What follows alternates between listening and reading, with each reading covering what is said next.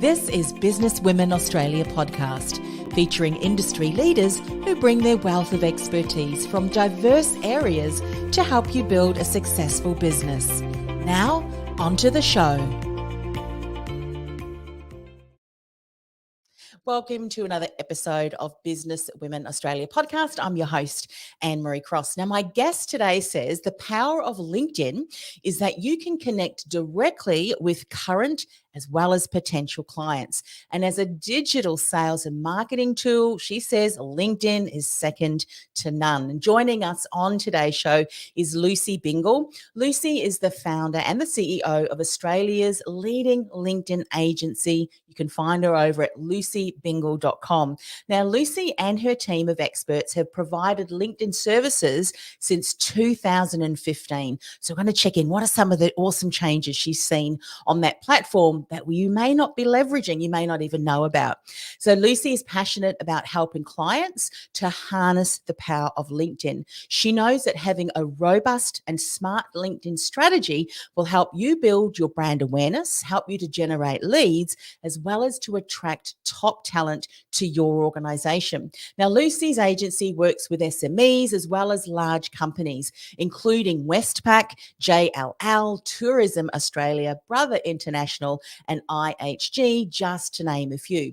Now, on today's show, Lucy is going to share why a LinkedIn strategy, a robust LinkedIn strategy, is critical for building your brand and winning new business, why your people are your greatest sales and marketing assets, and why employee advocacy is critical for attracting top talent. Welcome, Lucy. Thank you. Thank you, Anne-Marie. You must have seen so many changes to the LinkedIn platform since 2015. I know we're going to be talking about strategy, a robust strategy that we all should be doing for our brands and our businesses.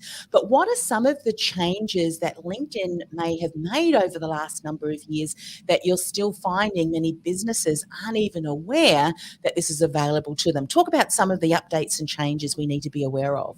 Yeah, great question. So I think the few little things that I'm seeing, that are available that I just don't see the uptake on, and I think is a real missed opportunity for people is, firstly, you can now on your LinkedIn profile page, you can actually add a 30-second video intro. And I think that that's a really amazing opportunity for everybody, because in that 30-second video introduction, you could actually be talking about what you do, the services you provide, and how you help. Or you could be even positioning your company, if you're the leader of a company or the face of a business, talking about the product offering or the service offering or your team.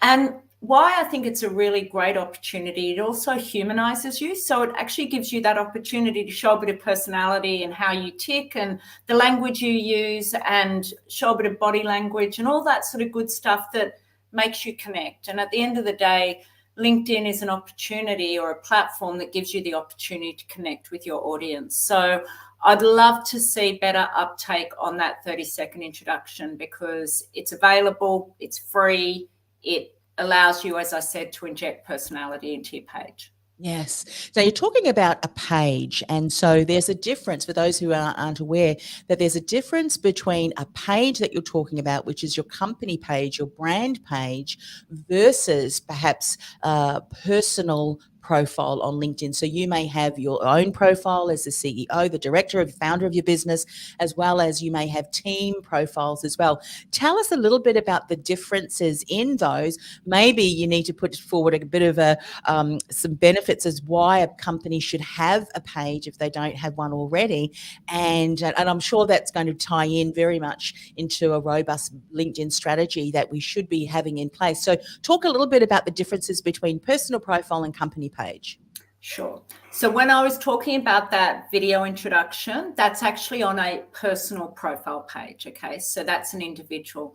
So the way I look at a LinkedIn strategy, it comprises of two halves. So you have a LinkedIn profile page, which is the individuals, and then you have a LinkedIn company page, which is effectively a microsite of your business. So like a small website that can talk to what you do, the products you have, the services you have, your values, your vision, etc. So your LinkedIn profile page, as I said, is an individual profile page. Traditionally or historically, people set them up very much like a CV, so you would have, most people listening to this would have set up their LinkedIn page because they were probably looking for a job, quite frankly, that's why most people did it. And where I want you to change your mindset, though, around LinkedIn is not thinking of it as a place to just be putting your CV or even to be just listing what you've done or where you've worked. I want you to think of your LinkedIn profile page very much as an evolving document and as a capability statement. So really talking about the challenges that you solve, what you do today, who you work with, how you help, and then bringing that to life by, attaching marketing collateral or press releases or case studies or projects. So this one page, this profile page, can be very vibrant, can be dynamic, it can be interesting, and it should be consistently evolving. So you should be reviewing it all the time and attaching things like that 30-second video introduction, etc. Yes. When you think about some of the content that is being shared, how are we measuring up to the vibrancy and ongoing evolution? How are we faring to that? Are a majority of businesses understanding, and is that coming across in the content they're sharing, or are there some changes that we need to be making to the content we share? I think my answer to that would be, on the whole, most people don't do it properly because most people don't have a LinkedIn strategy. And I think, again, a real shift in thought process is recognizing that LinkedIn is a business critical sales and marketing channel. So as opposed to thinking of it as a resource for finding people or jobs, thinking of it as a sales and marketing channel. And then once you start to think like that as a business owner or as somebody who works within a business, you then think of it as, okay, so how do I actually leverage this platform as a sales and marketing tool? So what is the strategy that I need to implement to make that work? And so the way you would do that to do it better is by sharing insights, news, by actually looking at your holistic marketing strategy. So what channels you already currently use within the business, and then where does LinkedIn sit there? So,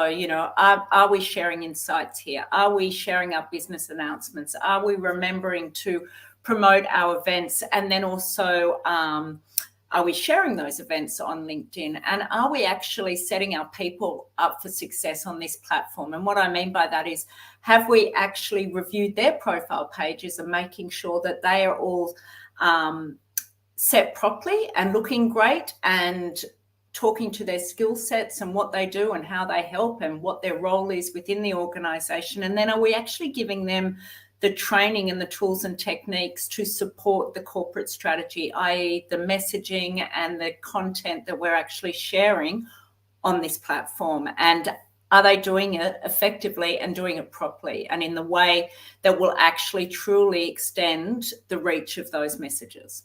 Yeah, I love what you're saying that. And I think a lot of businesses may have heard you share that, but there's a huge opportunity then for businesses who do want to take a step back and really look at all of the areas that you've just recommended they do, that when they get it right, they really can make quite a difference in having that content stand out.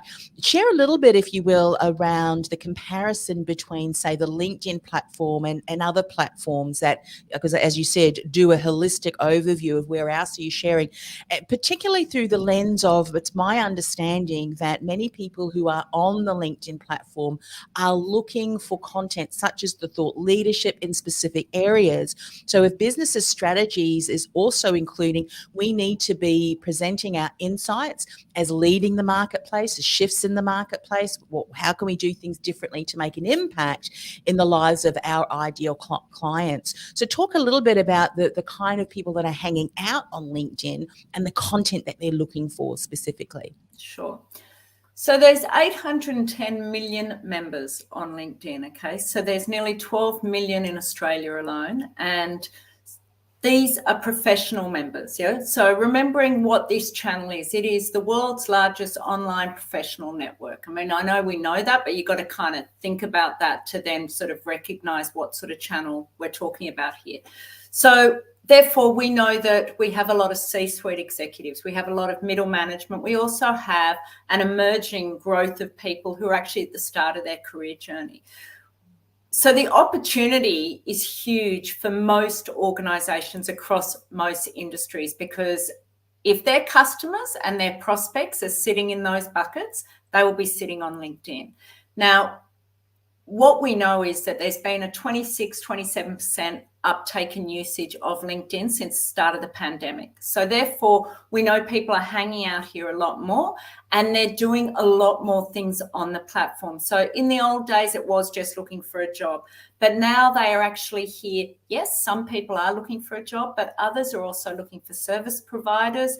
They're looking for talent. So they're looking to build their teams, and they're also there consuming news. So we know that LinkedIn is the world's largest online publishing platform. So if you can interrupt that individual's day by sharing insights or pushing your articles, blogs, thought leadership, in front of them, you're actually building your credibility and being seen as a trusted authority, because they are actually reading your news. They're learning more about you. They're getting educated about you, your business, your offering.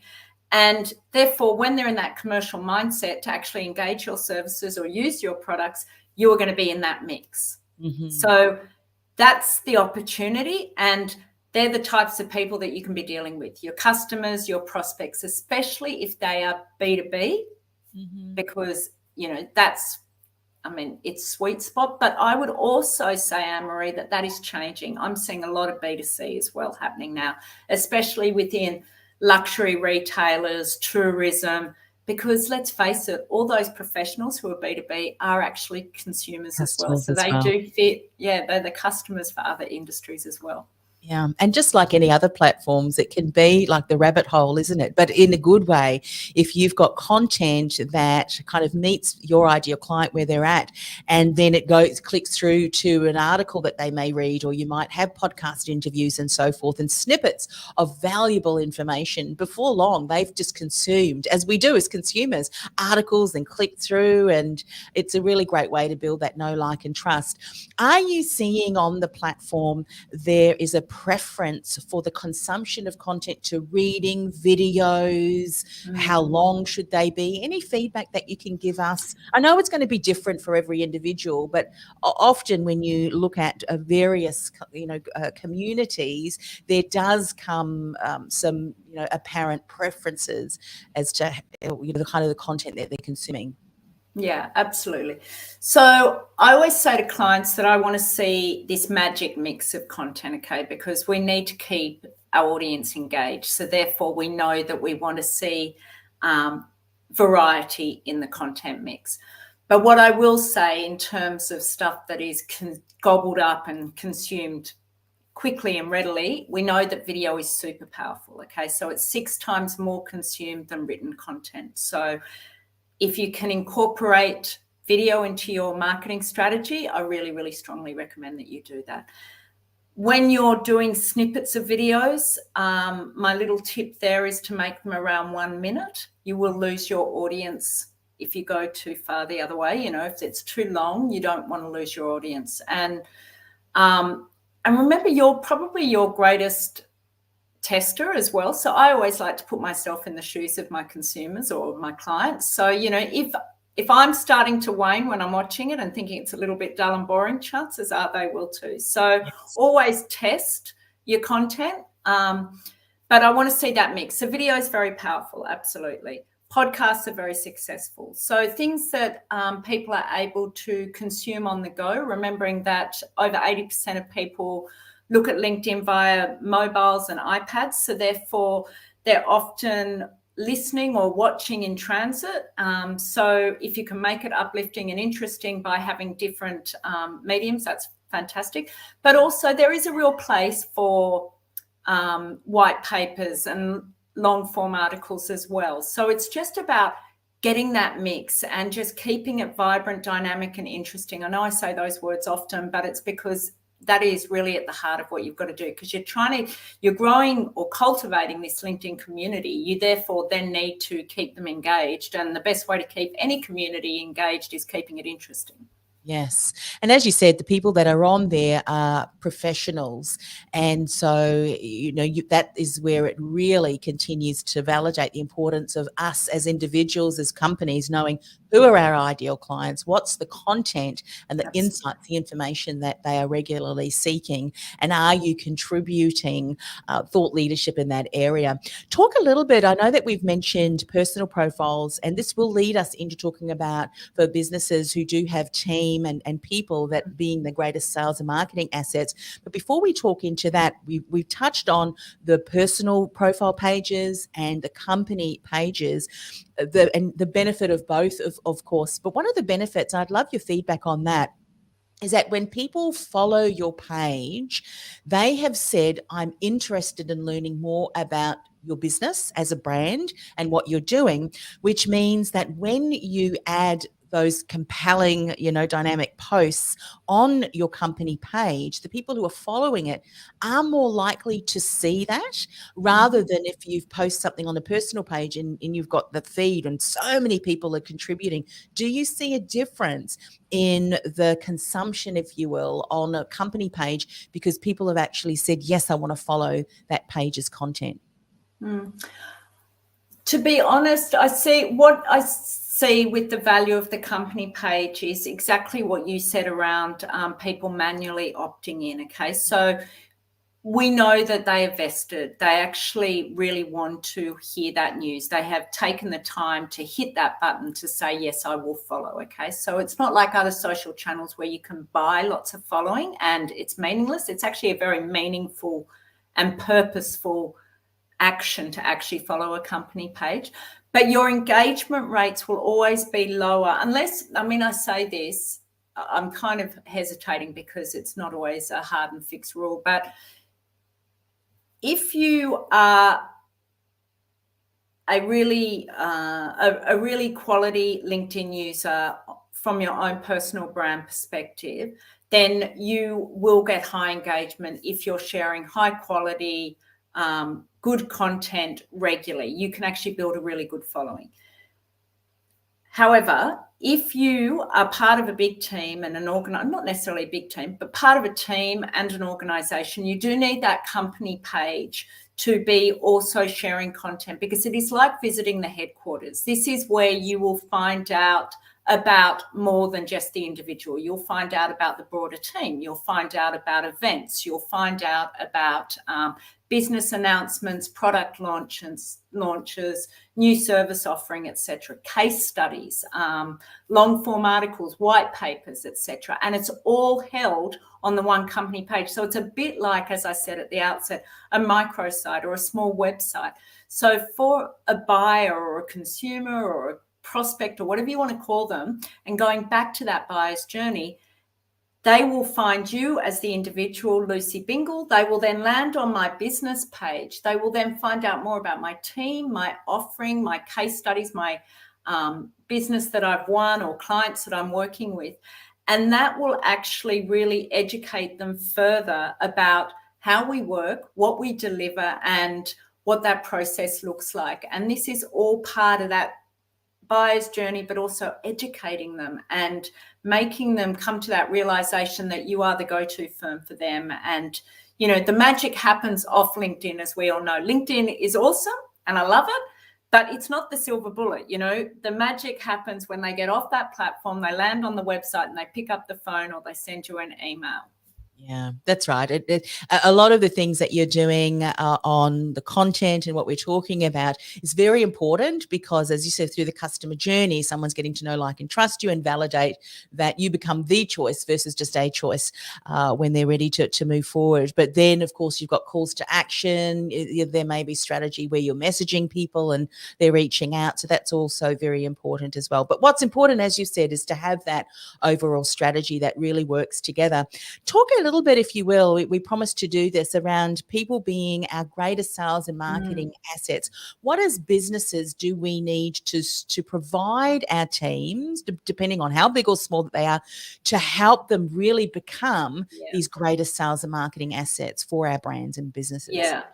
And I'm really passionate about this. Your people are your biggest secret weapon. Yeah. So they are your biggest fans. No one knows your business like your people do. They understand the products, the services, the values, the culture. So if anyone can sing from the rooftops about how great you are and what you do and how you help, it's going to be these guys. So you need to empower them and give them permission to be active on LinkedIn. It's really important. So the first thing, you need to make sure they're positioned properly on the platform so that they've got these really best-in-class LinkedIn profile pages. You then need to train them up on how to engage with the content. So what your expectations of an organization is when it comes to those posts on the company page. So you want to make sure they're interacting with them, that they're actually really using those emojis and engaging with the post, but then that they're going that one step further. And if they're at that event, or if they're actually the author of that blog post, or if they are the new hire that's just been welcomed into the team, that they are given permission and are enabled to put their voice around those posts. And what I mean by that is actually say, you know, it's so great to be at Sydney Build Expo and be part of this booth that's celebrating, you know, this new product that we've launched, or, you know, here I am with Joe Blogs and it's the first day of Expo 121. Because once they start doing that, they're really putting a lens on the business. They're putting a lens on themselves as subject matter experts. And for those of us that are following them or connected to them, we not only see a great offering, we actually also see an employer of choice that enables their people. I love that. You know, one of the things that my husband and I have done more frequently, and we love it, is the behind the scenes of people around the world who have set up homesteading. There's something about homesteading. Not that I would really know what to do with the gardening, but anyway, I love watching others. The behind the scenes, and the reason I'm asking this is often as businesses, and you may hear this feedback constantly, is we don't really know what kind of content to create. But it's the behind the scenes. Here we are at a meeting, revising our core values, or here we are preparing for a booth. That there are snippets of storytelling that we can capture in the day of, isn't it, in our businesses? Absolutely. That is so interesting to someone who's following your brand. It's almost bingeable, isn't it? Or is it, are you finding that when you do that correctly? Yeah, absolutely. And I think, you know, one of the things we haven't touched on, you know, it's a really tight market at the moment for talent. You know, there's a real, you know, there is a real war of talent going on, and it's really hard to find good people. So to attract those good people, you need to show that behind the scenes stuff. You need to do what's a day in the life of working for ABC, you know, what's the day in the life of, you know, or why the, you know, tell me about, you know, what it is to be part of this team in Sydney, or etc. You know, little short videos that talk to culture is really important. It could also be case studies around, you know, the clients that you're working with. But we know that that really organic, native sort of posts are very effective. And what I mean by that is, like, you know, if you have got a booth at an expo coming up and you do enable your people to say, do a 30-second little live video, you know, with your iPhone. It's a great way to showcase the talent within the organisation, but also the culture of that organisation, that it's fun, it's professional, it's, you know, got top tier clients working with them, you know, it sends out all those really good messages. And this is what attracts talent to come to an organisation, because they'll be going, oh, well, you know what? I'm friends with Jenny and she's so happy working at Lucy Bingle's business. I want to come and work there too. Yes. And that is another area that we mentioned, and you've touched on that already, about employee advocacy being critical for attracting top talent. And I would imagine that for a business, just like we were talking about having a robust LinkedIn strategy, when we're looking at leveraging our people to become our greatest sales and marketing assets, as well as at the same time becoming advocates of our business and of our brand, there needs to be a strategy strategy around that too, isn't it? Create the content, create some parameters, if you will, some guidelines that still allow the creativity and the personality of your people to show through, so that it does, because there's nothing worse than something being staged. Hi, we love working at the, we can just see right through that, can't we? But if you provide them with the right guidelines, that strategy can be something that's quite organic. And I think the younger generation, because they've been brought up with, the mobile phone, the smartphones, kind of tied to their hip, they know how to create the kind of content for the people that you're probably trying to attract as well. Yeah. What are some of the things, I know that we've just scratched the surface, and we're going to share with people how they can get in contact with you, because this is what you help them to do. But what are some of the things that you've seen be put into place that enables that brand, that company, to create employees that are sharing this regularly throughout the day behind the scenes, that it's really become an advocacy for their business and brand, and have allowed them to become, really crucial contributors to sales and marketing? What are some of the things that we need to have in place? Yeah, so I think that, I suppose some good little tips there would be the storytelling around the organisation. So that could be around people. So, just putting little things that you can do, like on a monthly basis, do, a snapshot on one of your employees. So you could do a monthly capture of an employee. So it could be a video, doing a Q&A with them. It could actually just, if it's not that, it could be a blog post with little headshot with 10 questions, so that we learn more about that individual. So that's always a nice idea. It's actually, and what I like about that is not only do we learn about your team, but it makes the team player feel valued as well. So that's important, especially when you're part of an organisation and, you want to be valued. The other ones that I've seen that I think work well is the leaders doing a bi-weekly or monthly little video update on what's going on within the organisation. I think that shows great leadership, and they give a shout out of reward and recognition within that video series. So they're actually talking about things that have happened internally, but they're actually talking to a wider community. So you get a sense of leadership, you get a sense of the corporate culture and the values of the organisation. So there are two ways that you can be talking on LinkedIn about your people, about your culture, and about what's actually happening within business. Yes.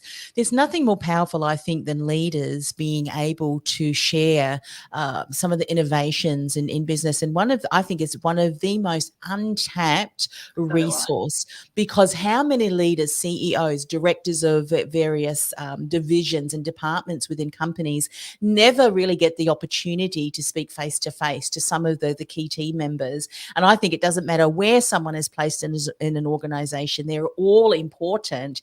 And if you can speak into the lives of your team with some of those things, that's really what team is looking for too. If we think of Edelman Trust Barometer, which is often a resource that I go to, it shows that to build that trust factor, isn't it, for consumers, but other key stakeholders in your business, is your team. And when they continue to share, as we were talking about advocacy, employee advocacy, to others, that not only attracts really great staff, but people would say, well, if that's how they treat their team members, and it's such a vibrant community, I'm sure that doing business with them is going to be exactly the same, which of course it is.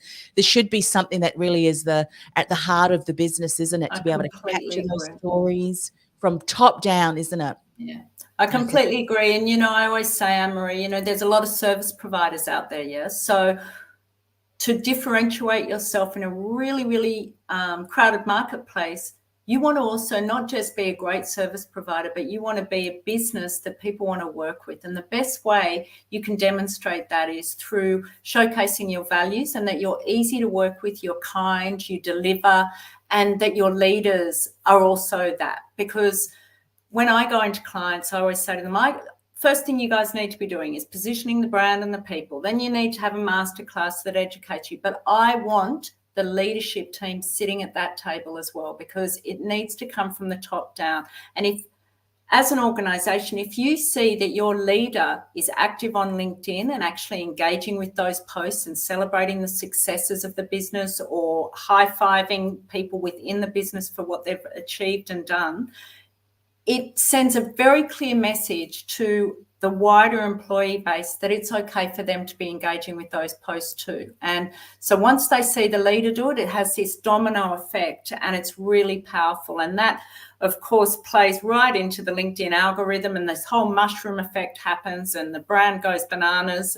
So you need them on board. Yeah, fantastic. And as I said, we have just scratched the surface, but I know it's been a valuable conversation for all of those who have joined us live and also listening to the recording. Lucy, if people would like to connect with you, find out more about how you and your team can support them, what is the best way for them to do that? Thank you, Anne-Marie. Well, the way to do it is to find me on LinkedIn, first and foremost, Lucy Bingle, and connect with me there. But you can also go to my website, which is www.lucybingle.com.